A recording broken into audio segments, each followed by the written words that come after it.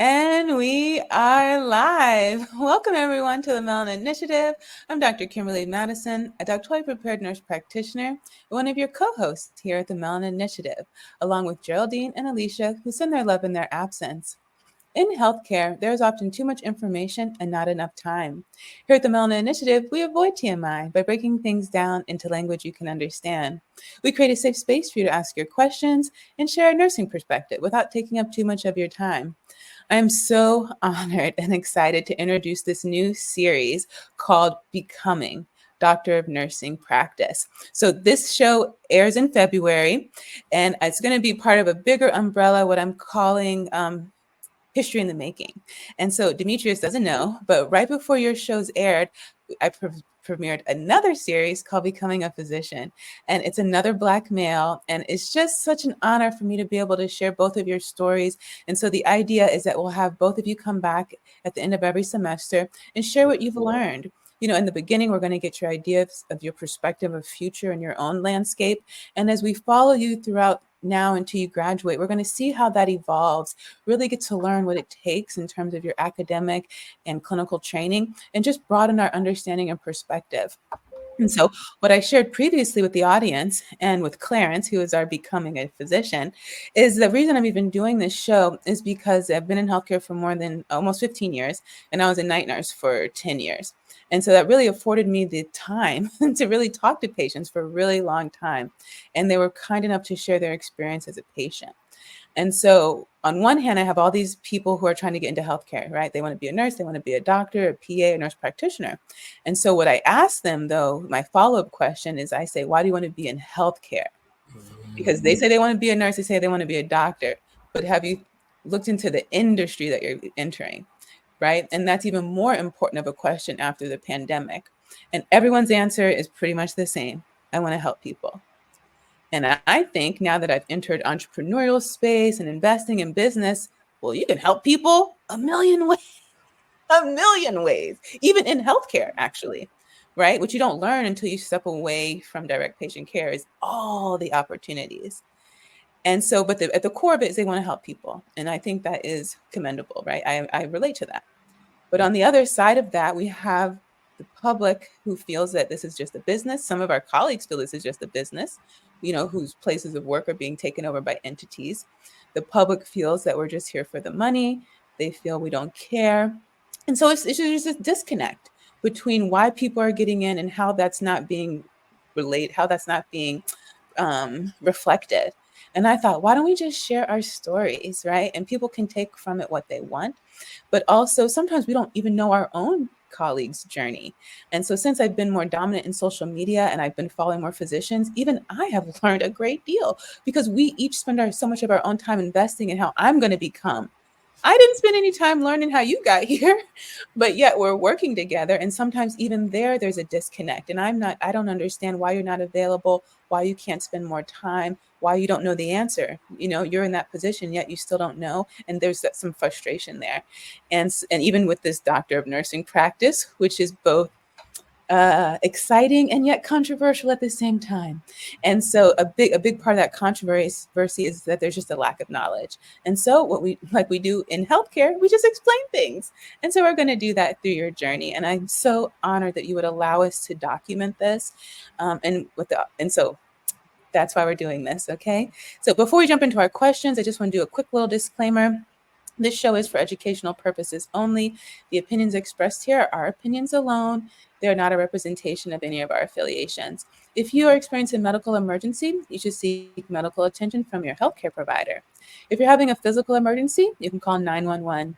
And if you or someone you think might be having a mental health emergency, you can call 988. Demetrius Kirk, welcome to the Melanin Initiative. Dr. Madison, thank you for having me. I am excited to be here. You said a lot, but we can dive into it.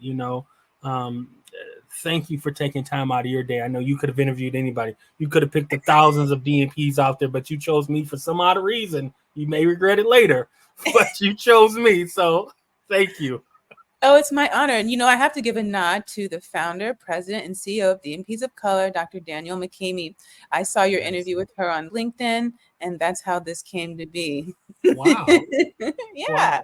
So to your point, right? And we're not here to plug me, but I did interview Danielle, and that's really the moving force as to why I wanted to become a DNP. Right? I'm starting to see more and more of us popping up at this doctoral level. So I had the opportunity to interview Danielle and just pick her brain, and it was just like, okay, I need to do this. So she was one of the forces, but I also had a chance to interview Ernest Grant, Dr. Grant. I don't know if you know who he is. Yeah, so we ain't here to plug me. So I interviewed Ernest Grant and Danielle, and they both was like, D, you got to do it. Get it done. Oh, wow. Well, congratulations. Thank you. So, so just tell us a little bit about who you are, where you're from, your family, let's start there. Yeah, so look, I am Demetrius Kirk. I am what I have now learned more recently, a second generation college student. I am from Detroit, Michigan, product of the Detroit public school system, and I am a registered nurse by trade. I spent 30 years of my life in Detroit. I currently live in Honolulu, Hawaii. That's a change, right?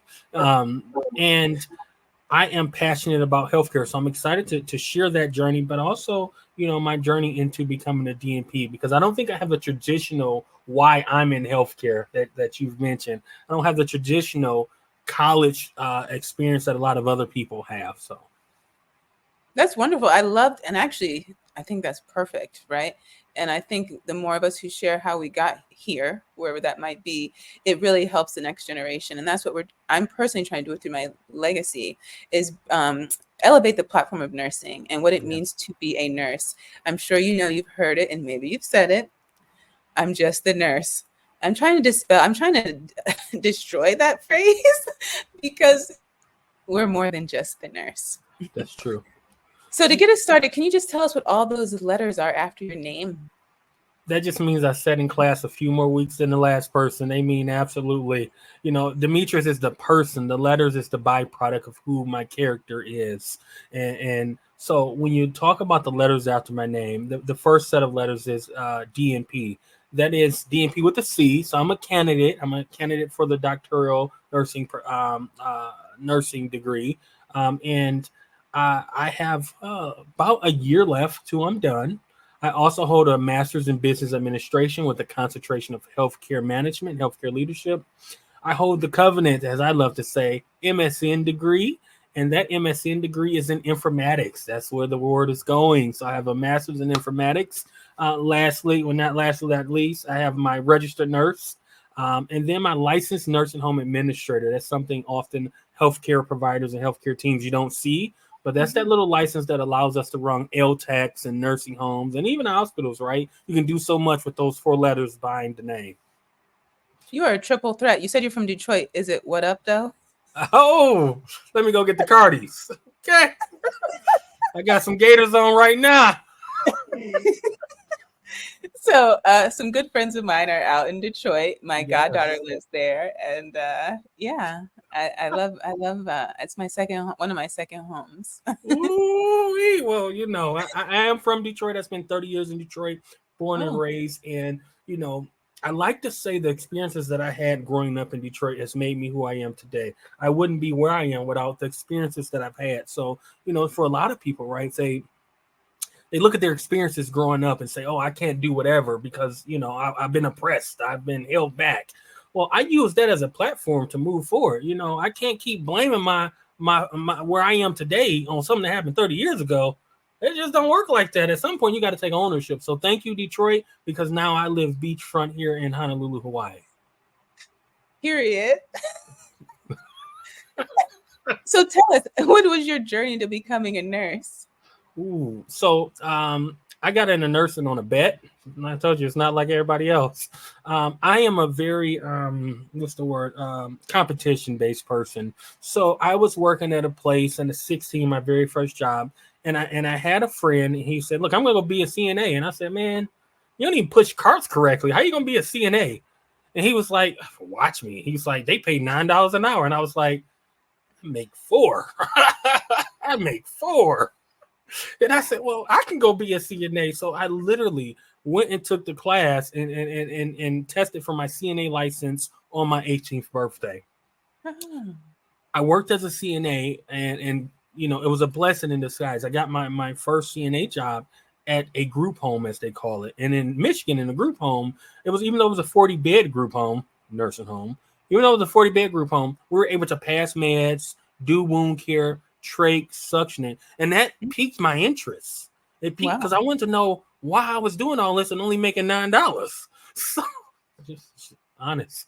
So one day I was in a resident room and I was suctioning him. And he said to me, hey, how come you don't use that thing around your neck like the nurses do when they come in? And I said, I don't know. They just told me to do this. Let me go back in.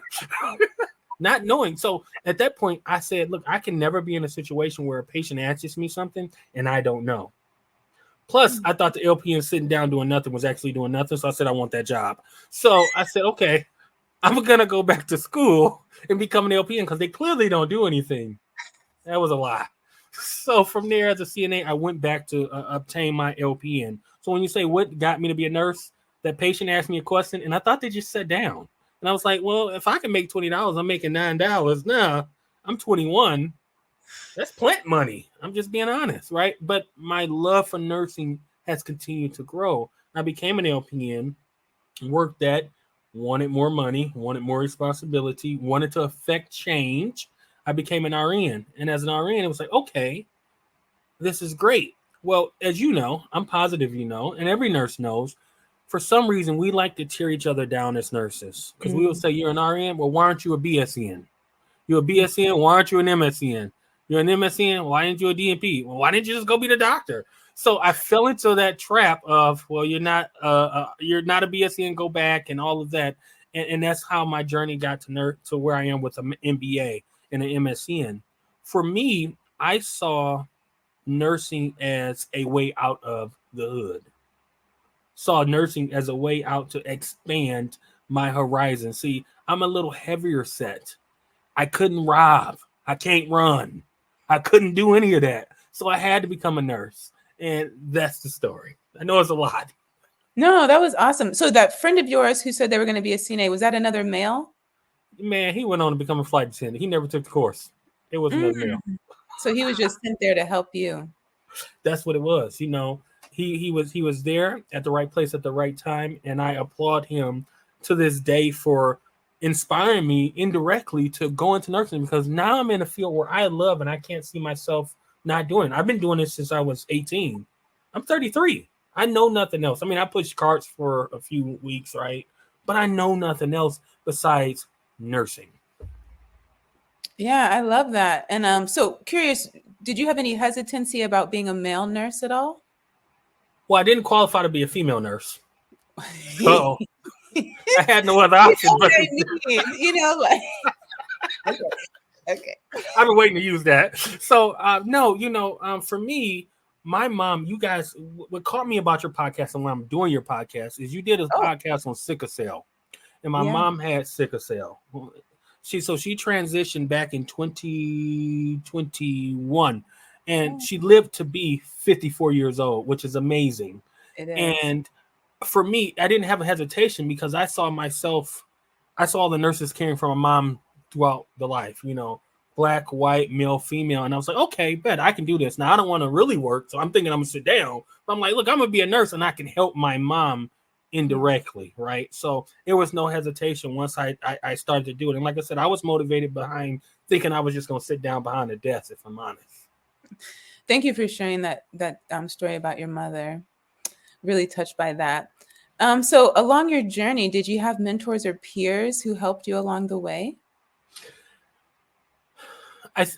I would be lying if I did not say that. I am a very blessed individual, and no matter what you believe in, whether it's higher power, lower power, just whatever, we all have beliefs. And throughout my life, I am where I am because of the strategic partnerships and friendships I have made and the people who have poured into me. If you follow me on various platforms, Demetrius graduated high school in 2007 with a 1 GPA. I'm not supposed to be here talking to you, Dr. Madison. I'm not supposed to be here with these initials behind my name. I graduated with a 1 GPA. But it was various people along the way who said, you know what, you are not what they said you are. You will not gangbang. You will not become a victim. You can do better and you will be better. And one of the biggest mentors that I had was my mom. My mom was a first generation college student with sickle cell who went and obtained an associate's degree. So that was a mentor and motivational enough. But as I got older and moved as a CNA and LP and RN, I started bumping into like-minded people who poured into me, who wasn't afraid to pour into me. And that's how I got here today. So I can't name one without naming them all. So I just say I have plenty of mentors. Oh, that's awesome. Actually, I'm glad that you have mentors, because a lot of times now when I ask students who, if they have one, especially in nursing, the answer is pretty much no. And what I find is very unique. It's very different from our physician colleagues, because I feel that the minute you even breathe, I think I might want to be a doctor. They're surrounded by mentors, and it's like part of their culture. And that mentor might be with them once they're even done practicing. I've heard doctors say, yeah, I've had the same mentor since I was such and such. They don't even practice anymore, and they're still my mentor. And you ask a nurse, they don't know why they should have a mentor, how to find one, or why you're even bringing it up. Now, when we're in school, we're told it's very important, but then that's kind of it. We're not told how to get one. The person telling us doesn't offer themselves up. And so we get this sort of siloed thought process, in that to be a nurse means I have to figure this out on my own, do it on my own, prove it on my own, which part of the training you do have to show some independence, right? And you are told all the time, we're going to be here for you, but you still need to know how to do it in case no one else knows how to help you, because they're going to have their own patients, right? And we get stuck with that. I got so it. even Listen, I got a story, Doc, on when they said I'm going to be here. One of the only times I wanted to quit nursing, and why I'm in leadership to this day. Thank you to that nurse manager. I was first day out of LP and orientation on the floor. I had 2 admits and a hospice patient dying. And my nurse manager came and said, hey, call me if you need me. I'm like, it's my first day on the floor. I need you now. Now, it was at that point I decided if I can't beat them, I got to join them. And that's why I'm in leadership to this day, to change the perception and how we operate and how we treat our nurses, because that was not great. As a new nurse on the floor, as an LPN, first day by itself, 2 admits hospice, and you said, call me if you need me. Not acceptable. Yeah, actually, I remember a friend of mine, I think they had only been nurses for maybe a year or two. And one day she walked in and they were like, you're the charge nurse. Her whole face. I'll just never forget, like, what, who, when, how, right? But it's that whole idea. And even beyond our clinical practice, we still are ingrained with that. I have to do this on my own. And so nurses are trying to figure out other paths, other journeys independently, right? And struggling in silence. And so I hope that through this platform, through my own legacy and actions, that we're able to change some of that and make it seem like it's okay to ask for help. In fact, to speed track your success, you need a team. I agree. You know what? Nobody wins the Super Bowl alone. It's a team.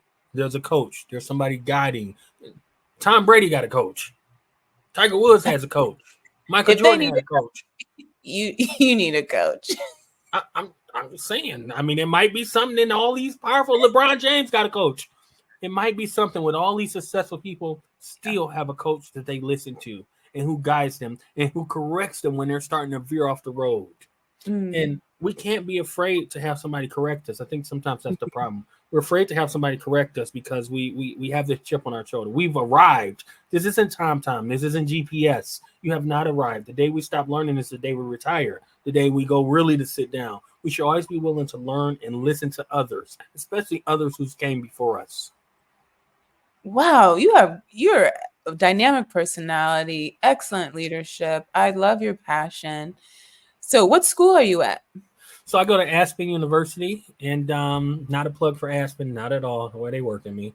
But I'm at Aspen University because I obtained my master's there, and I just wanted to continue and build on what I've already done with that school. And you're full-time? Yes, I am. Yes, I am. 125 clinical hours of class. Yes, I am full-time. And you're working still? Full-time. What do you do? With the 6-year-old. Oh, little girl who knows no bounds. She ain't trying to hear it. I got home from school, Daddy. What, you ain't been doing nothing all day. I work from home, to your point. So when I come home and I'm in the same spot, she said, you ain't did nothing. You in the same exact spot. So I got to turn the chair around and make it look like I did something. So I am a healthcare consultant by trade. I help organizations with risk and compliance. My specialty is long-term care. So I do things like project management, EMR implementations with the informatics degree. And then I do some leadership coaching on the side, right? To your point, right? Leaders, we have to have people pour into us. So even myself, right? I have mentors and people that I call upon in and out of healthcare. You have to have people in and out of healthcare who can really guide you and help you, stay on the path. One of the things I pride myself on is I am a great listener to the point where Dr. Madison, if you said, Demetrius, don't go to that door because I hit my head, guess what I'm not going to do? I don't go through that door. But a lot of people, they have to touch it. They have to see it. They have to feel it. And I believe I've made it to where I am. And I'm not nowhere far. But I've made it to where I am because when you tell me not to do something, I'm going to listen. When you give me advice and it's sound advice, I'm going to listen. I'm going to take it. And it may not apply to me in that moment, but I stored that knowledge. So when I come to that fork in the road, I can say, Dr. Madison told me it was going to be a fork and told me to go right. And so I'm going to go right. So given this impressive resume and life experiences, what's your vision for the future? As a DNP, as a person, As a person. Oh my. Yeah. Okay, so I Yeah. have to always remind my colleagues that I am a person first. Before you tell me what's wrong, what needs to be done, I need you to check in with me as a person. I don't think people ask that question. And And I do interviews. So I'm not surprised because we are so task oriented and driven. We're so focused on the mission and the goal, we forget about the people bringing that mission to fruition. that question is like when I ask people, how's your mental health? I hear everything else, but how's your mental health? And that's what I hear. So what's my vision for the future? My immediate need is to get through school. I got to get through school, but ultimately it's to as a father is to be able to continue to provide for my daughter and my wife. We live in the great state of Hawaii, and it is my ultimate goal for us to continue to live here and give my daughter something I didn't have access to. Give my wife something different. Like I said, we are from Detroit, Michigan. I graduated with 1 GPA. I didn't have some of the opportunities that my daughter has. So I want to give that to my daughter. So when you say what's my immediate future and goal, is to continue to be an involved father to my daughter and with my wife. That's beautiful. And what about your perspective of the current state of healthcare?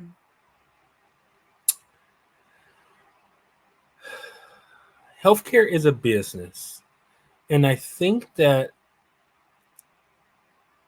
one of the reasons I got my MBA is because I started to drift into leadership and I wanted to understand the financial aspects of the business. And I think where we clash at is we have two sides. Like the Democrats and Republicans. We have the clinical and we have the operations. And oftentimes there's not an intermediary like myself in between that can speak both languages to achieve the goal. And what happens is clinical's trying to push an agenda, operations is trying to push an agenda, and we just clash. So when you talk about the state of healthcare, we're not in a great space. But I think if more people can come to the table and sit at the table versus being on the table, we can move forward. So I am sitting at the table, and I will continue to sit at the table to push our perspectives forward. Now, I have a unique perspective because I can be empathetic when I need to the clinical team and say, "Well, I get it. Operationally, we can't do this," and to the operation side, "Well, I get it, but clinically, we can't do that." And I think more of us need to take that approach. I think both of us take a stance, operational and clinical, and we dig our heels in the ground. And who suffers? It's the patients. Yeah. It's the patients who suffer. So the state of healthcare is not great, but when we have people like myself and some of the other people that are in the circle that are trying to sit at the table, I think we can move it forward. But it's going to take more than just 1, 2, 3 people, right? It's going to take a whole nation to really come together and say, how can we meet at this table and listen to each other? Our greatest clinical skill. Yes. Oh, I love it. Yes, yes, yes. And so how do you suggest we do that? From a nursing perspective, Yeah. I have a view from a nursing perspective, and it's It's gonna be like no other. And you know, I've said it multiple times, various ways. So here's the reason why, and I challenge people to think of it from a different perspective. This is gonna be your clip. We can't advance nursing because we have too many entry points into nursing. And I'm a CNA, I'm an LPN, I'm a 2-year nurse, 4-year nurse, MSN now, going on DNP. When you look at the other clinicians, PT, you can only come in with a DNP. I mean, a DPT, right? From physical therapy standpoint. Occupational therapy must be a master's. Speech must be a master's. I'm not saying we need to go to that level, but as an operational professional, it's hard for me to give you more money as an MSN when you took the same test as a 2-year nurse. It is hard for me to give you more money. And it's hard for us to band together to ask for more money because we're on different ranges of education. Because as a nurse, we say, well, all nurses should be paid this. Well, should I pay that same amount to that person who only did a 2-year program to that person who did a DNP? Is that fair? Is that fair that I pay the same amount to, you know, across the board to a diploma nurse who has no college experience? So you know, favorable opinion, but that's my opinion from a nursing perspective. We have too many barrier points. And from another perspective, we can't move forward. I'm gonna tell you why. When Ford, GM, and Chrysler go on strike, they shut them down. But what happens when we go on strike, there's a strike team that comes in.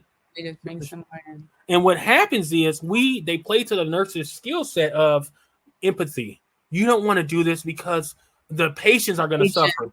But is that my problem as an employee or your problem as an organization? The moment we hold them accountable, we can demand more money. But as long as we're going to keep crossing the strike line as a team, how can we demand more money? Somebody will always do it. I'm an MSN nurse. I can come in here and say I want X dollar. A 2-year nurse is going to come and undercut me by $20 because they have a 2-year degree, and that's all they need. I can't demand more money because somebody's still undercutting me on the same team. Wow, this is I have not heard this before. I like my this. theory. Yeah, very interesting. So have you let me put a pin in this thought I have. So where do you see healthcare going the next 10 years then, if given now where it is and if these changes don't take place? Well, if these changes don't take place, it's going to be the same place that it is, right? We are in the same place that we were when I got into healthcare 10 years ago. I make the same, well, in theory, I make the same amount that I made 10 years ago. What pushed us up was COVID, right? We started to see these companies, you have the funds to dig deep. You just didn't reach $2 billion. This year you got $1 billion, but you were able to pay us a comparable wage. Yeah. And I think if we don't change and we don't band together, we're going to continue to have the same problems that I heard, you know, when I got into nursing, right? I've been in nursing 10 years, the same exact things, right? They were telling me in nursing school. Now, the other side of healthcare is I am a fan of technology, and I think AI is going to help us move it forward. It's going to help us provide better patient care and all of that great stuff. So overall, technology-wise, we're going to continue to excel and deliver quality outcomes. But from a professional standpoint, unless we figure out how to band together, 10 years from now, we will be in the exact same place. But organizations such as, or clinicians such as therapists, PTs, OTs, they're outpacing us. When you look at what a PT makes, $80, $90 an hour, not saying they don't deserve it, but how did they get there? One point of entry. They don't go against each other. There's nobody to undercut. Wow. Okay. Wow. I'm going to have to look into this more. You really piqued my interest here. It's curious on that AI topic. I'm a huge fan of AI, by the way. How do you address people who are hesitant or fearful that AI is going to take over? Man, they said the same thing when the internet came. Now I wasn't that old, but I remember Y2K. It was like, showing my age now. You know, you showed your age and you said you were making $4 because I remember when that minimum wage was $4.75. So here's the deal. I was working in a nursing home, by the way, when that was the case. I can't even imagine. Listen, I might have had to do something else. I was a freshman in high school. 5:15. I was excited. But I was at the time, right? I was so grateful because I was able to do my own thing and I had gas money. I didn't have to ask my mama and my daddy. I was like, I got my own money, right? I can go to get ice cream myself. I thought Back those when it were. was a real dollar menu. Oh, okay. Speaking truth. So here's the deal. People are hesitant about everything. I can't change your hesitancy. But what I can do is show you the way that this can benefit patients. Now, if you choose to be to still be resistant, I can't change that. But we know that AI is here to help. And what's interesting is people say, I'm resistant to AI. Well, I'm gonna put my informatics hat on and say, you've been using it this whole time. And they say, well, what do you mean? What do you mean, Demetrius? What do you mean? I say, look, when you do that little thermometer across the head and it turns red, and then you put that number into the computer and then it tells you to do this, that's a clinical decision unit, CDU. It uses the same algorithm as AI. You input something, it gave you something on the outside. We're just able to now utilize it to ask questions now. But it was already pre-performed. Those clinical pathways that told you what to do based on that CBC that came back. We were already doing it. But people don't think at it at that level, right? And once again, it was the same when internet was coming around, right? People say, oh, that wouldn't stick. Email, it wouldn't stick. And it's a tool in a toolbox. It's up to you to know how to use it. You have to know how to use it. If you don't know how to use it, it's not going to be an effective tool. I mean, there's still people with flip phones. I'm just saying. Yeah, I love that you brought up that example. So I actually just mentored my first doctoral student who graduated, and his dissertation was centered around using AI to help Black veterans improve cardiovascular health. And one thing that we use, actually, it's okay now, he has his degree. We used AI to create a list of examples of how people in healthcare That doesn't reflect what I do at all. how people in healthcare are already using AI, because of course there's a lot of talk. I hear a lot of physicians convincing their colleagues that you won't lose your job. We're still going to be safe. There's a lot of fear there. I don't hear it's so much in nursing, but I know there's a lot of hesitancy in general amongst the public. And so I love that you pointed out to people you're actually already doing it. AI is a tool in the toolbox, and it's so effective in getting things done. And I know from my business perspective, I employ it in every aspect of my business, right? From, setting up emails and automatically sending out contracts and doing this and following up. It's there, and it's an amazing tool, and we should be one to embrace it. We can't be afraid of something we didn't try. That's a t-shirt. But I still don't eat avocados because even though I haven't tried it, I don't eat it. I'm afraid of it. For us. But still, we can't be afraid of something that we have not tried. And I can see from a clinician standpoint, everybody says we're going to lose our job, but you still always will need somebody to hit that enter button, somebody to start the process. And that's always going to be a clinician. And it's always going to be us. Wonderful. So after all this time, what have you learned that you didn't know prior to nursing school? So, it's hard. I've been a nurse since I was 21. So I think that's a challenging question, right? Because that's almost my whole life pretty soon, right? At least half the life. So, I think I've learned myself just throughout my career. Hi, Dougie. I think I've learned myself just throughout my career. And what nursing has done for me is taught me how to be empathetic. Nursing has taught me how to be personable. And nursing has taught me to cherish life. Yes. Once again, you asked the question, what I've learned before nurse school. Well, before nurse school, I was 18 and jumping off roofs and stuff, right? So I learned now that life is short and you need to not be as daredevilish, right? So, nursing has taught me that life is short. I've taken care of some people that were younger than me, and I was a nurse at 21. It was like, wow. And that's really when I start to learn, wow, life is short. You can be here today and go on tomorrow, and you not even know. I took care of a patient once, and I'm sure you've taken care of the same, who was running a 5K on Sunday, and by the next Friday, he got a terminal diagnosis because it was pancreatic cancer. Nothing they can do. Young guy. Still sits with me to this day. So I cherish life, and I owe it to nursing. I was thinking about this question too, because I'm actually a new nurse practitioner, and so I'm going through a lot of what I call mental health surprises, and I've been very, very reflective. Even after getting my doctorate, also I took a year off, so I've been in a very reflective state. I love it. And so I think about what you just said, right? That nursing makes you more appreciative of life. And we see that in people who get terminal diagnoses or just cancer. Maybe it's a stage 1, maybe it's not terminal, but still there's a lot of fear associated with a lot of unknown. And I'm just wondering, like, how can we get that message across to people to cherish life without having to become our patient first? Because we know that we say those words and people hear it, but yet we're taking care of people who have conditions based on the decisions they're making, which are reflective of the fact that maybe they don't appreciate life or recognize its fragility. Wow.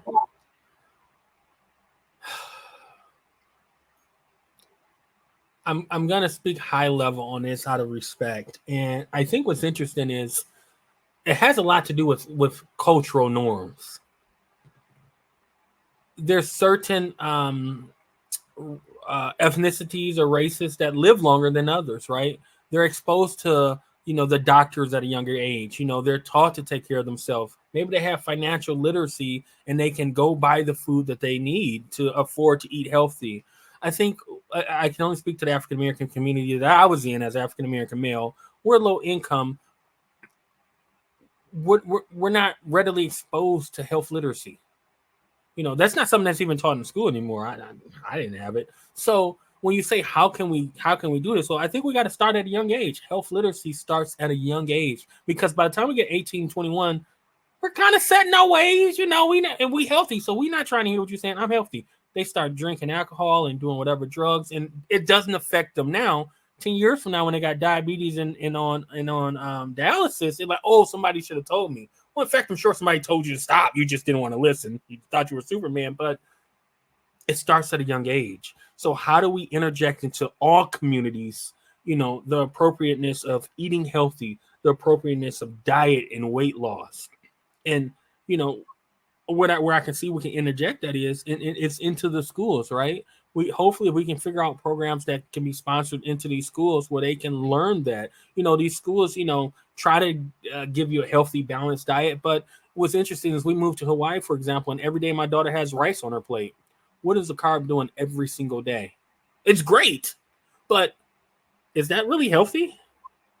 Is that really what she needs at 6 years old? Is carbs and pineapple and all the other things, right? So to your point, I think we have to start at a young age and teach these kids when they're impressionable, when they remember.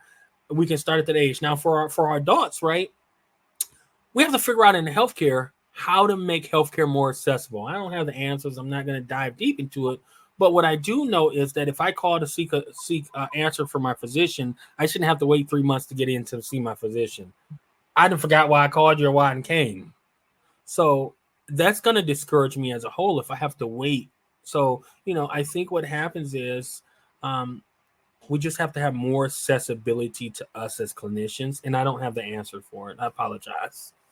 No, I appreciate that. I think it reflects how challenging and complex the problem and the solution are. Because I think we do often go to school, and I would love for it to be in school. This is a health literacy podcast, and the reason we're doing it is because I recognize we're not learning it anywhere, just like financial literacy. And I wondered, what if I had taken care of a guy who was going to start dialysis the next day, and he said that was his biggest fear in life. And I never heard anyone say that, right? But we know that once you get diagnosed with a disease, every time you come for an appointment, we do mention, hey, by the way, if you don't make these changes, this will be your future. So I understand how that became a fear. But then when he couldn't tell me what high blood pressure was and that he had stopped his medication, I just thought, well, what if he had known the relationship between high blood pressure and his second greatest fear in life? We wouldn't be meeting. And my dad was on dialysis, so I took that that was a very personal interaction. And so that's why we started this show. You know what you just said is important though.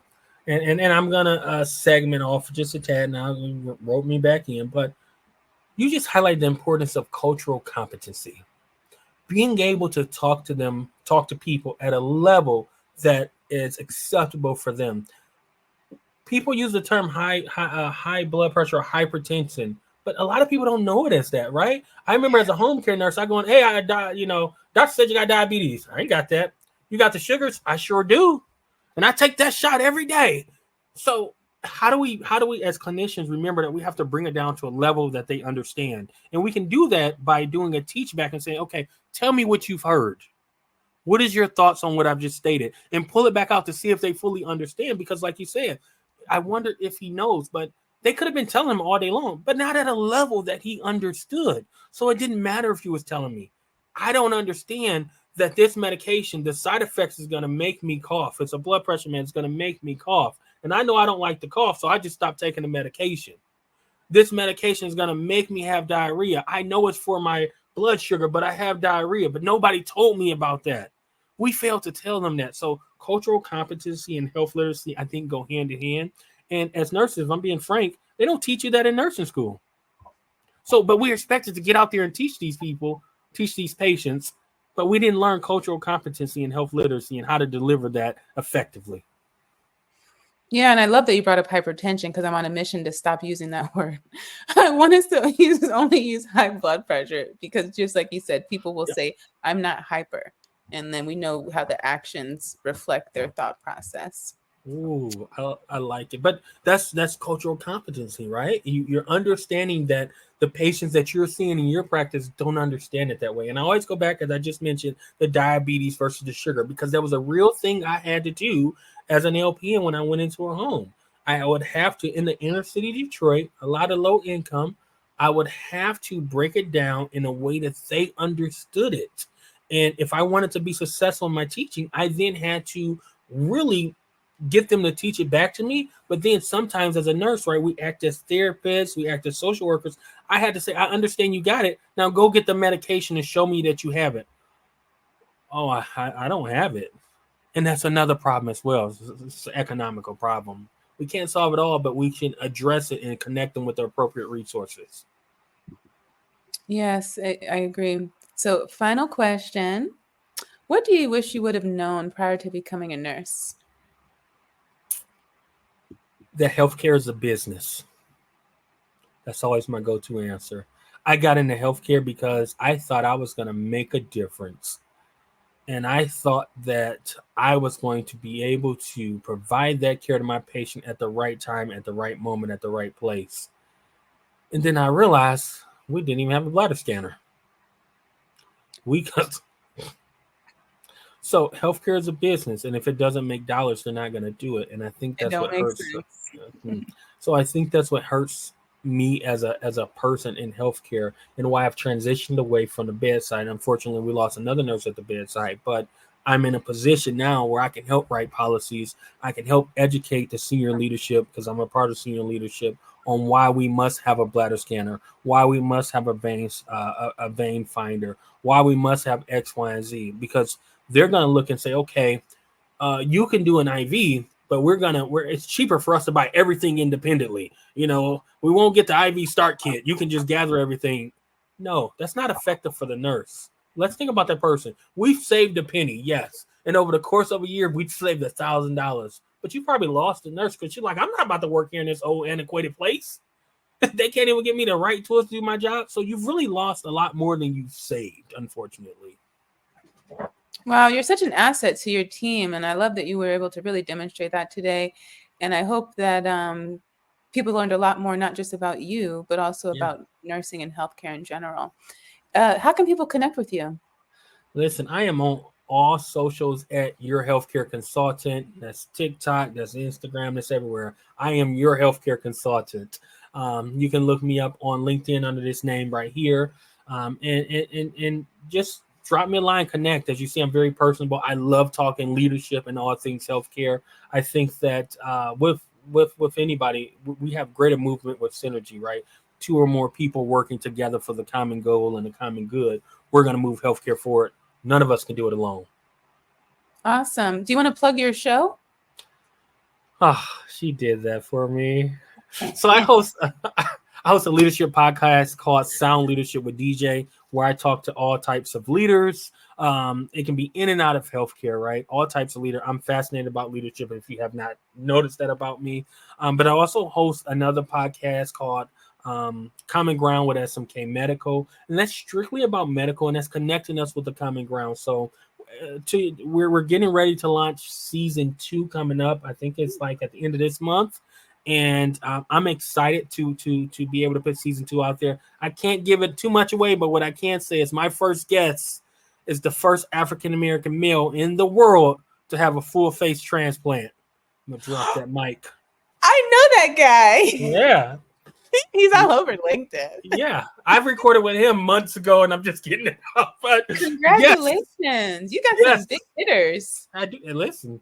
Yes, I do. Yes, I do. Yeah, and it comes from like you guys did, right? You're reaching out to people and you're educating people and people are seeing what you're doing. Once again, I saw your video about sickle cell and I was like, I gotta be involved because people are not talking about sickle cell. Yeah. And to see that nurse live with it day in and day out, I just flashed back to my mom who spent 3 weeks out of the month in a hospital bed, right? Her physical address was the hospital. It wasn't our house. It was the hospital, right? She would spend holidays there. You know, they knew her by name. They, you know, I called. When they pick up the phone, they hear my voice. Hey, DJ, how you doing? Yeah, your mama's down there. But you know, it's very interesting. But I appreciate what you're doing, and that's why I'm here because you had that exact podcast episode, and it resonated with me. Thank you so much for highlighting that episode. A big shout out to Alicia, my co-host. That's actually one of her nursing classmates.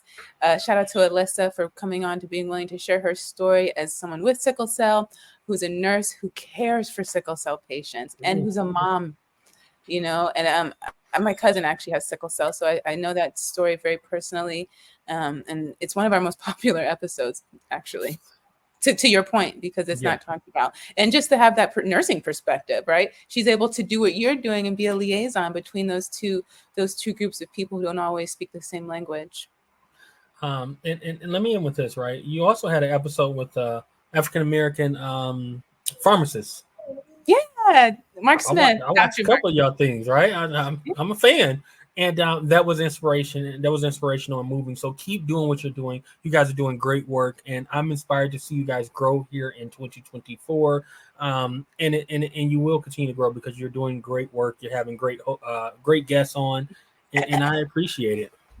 Well, thank you so much. You are helping us, and I'm so glad. Looking so forward to sharing your journey with this audience. Curious, have you picked out your DNP project? I have, and it's the same as my MSN project, which was the same as my BSc, and which was the same as my associates. We're gonna reduce falls in nursing homes. Seriously? Yeah, we're gonna. So my project is a fall reduction project. I'm very passionate about the senior community.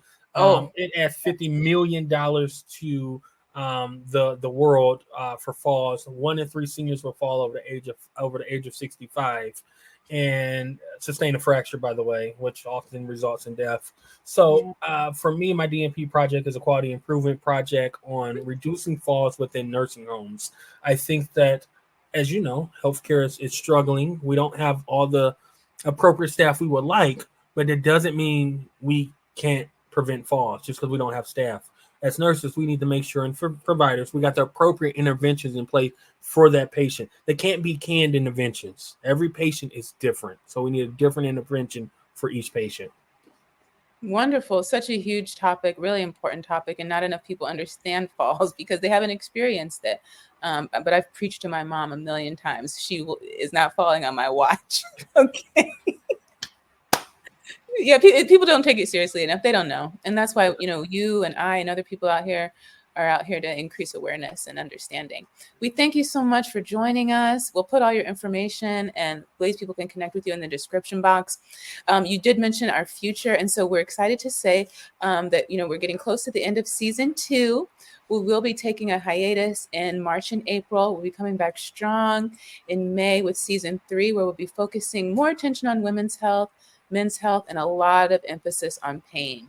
We will have some specials dedicated to Nurses Week, and that will be our 1-year anniversary. So definitely stay tuned. We'll send out announcements and keep you all posted. Remember, you can email us your questions and show ideas at tmi.melanin@gmail.com. Subscribe to our YouTube channel and follow us on Instagram, TikTok, and Facebook. Please share this show with your friends. Rate the Apple and Spotify podcast. It helps you support the show and gets the message out there to those who really need to hear it. We'll put all our social media links in the description box, and any resources that we've mentioned today will be there as well. We release a new show weekly on TMI Tuesdays at 10 a.m. on YouTube and all your favorite podcast apps. Please follow, like, and share our content with all your friends and neighbors. Thank you again, Demetrius. Thank you for having me. Thank you. Thank you everyone for watching.